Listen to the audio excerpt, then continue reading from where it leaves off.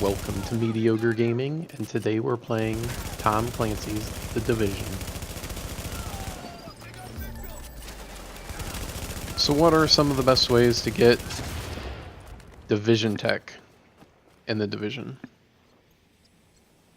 You need it for optimizing, use it for turning Division Tech into weapon parts or fabric or electronics or tools.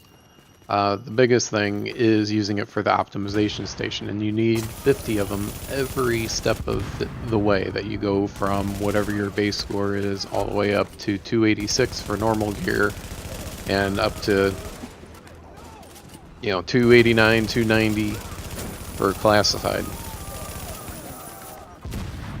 So you can get it from the West Side Pier. NPCs randomly drop it. You can get it from the West Side Pier alerts. When you complete them, you get a little bit of D-Tech resistance. Caches also give you D-Tech.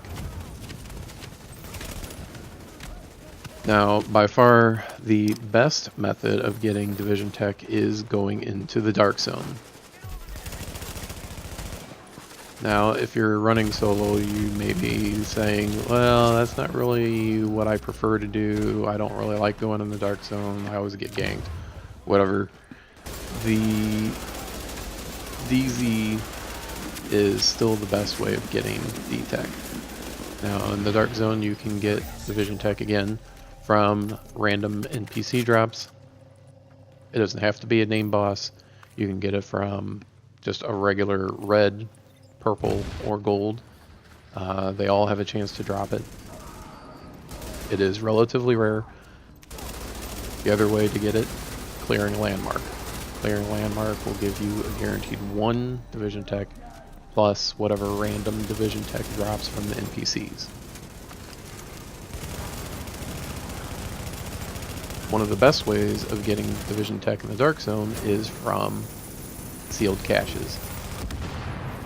Purple, gold, and green caches all give you gold D-Tech.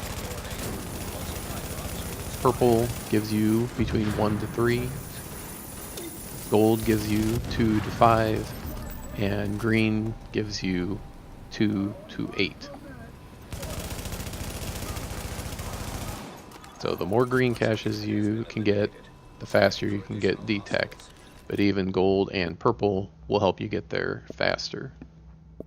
So contamination events a lot of times are more likely to drop sealed caches, both gold and green. There are gold caches littered throughout the map. So if you're not sure where they are at, where they, the spawn, so to speak, they have the large chests, and they always give you a gold. So if you know where those are at, you can pick them up. Same thing with the purple. The blue ones, they only give blue D-Tech, so you don't have to get those. You can if you want, but there's no way to turn the blue D-Tech into gold D-Tech at this time. Something that they should think about.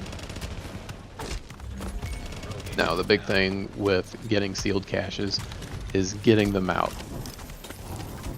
So if you can extract them, boom. That's extra D-Tech for you in the bank. But, as often as not, you might be running into rogues. And it always seems to be a group of rogues, not just one.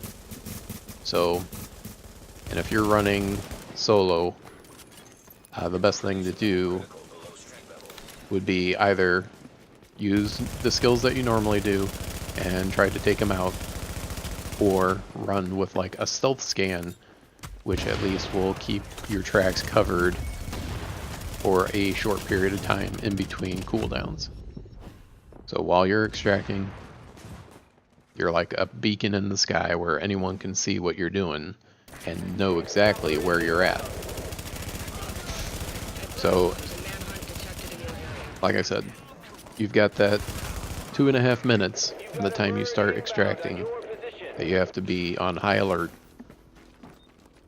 Whether or not you have stealth scan or not, people are going to know where you're at, and an approximate location.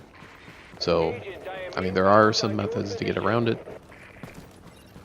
You can start an extraction in one site, and then as soon as you start it, run to a second one close by. And if you have people that are willing to go rogue, they'll have to choose between the sites. Run stealth scan. That'll help you up until the point that you start to extract. And even while you're extracting, if you have that stealth scan up and they haven't scanned you yet, you'll at least be able to have the drop on them because they won't know where you're at. Anyway, I hope you like this video. Thank you for liking, commenting, and subscribing, and we'll see you next time.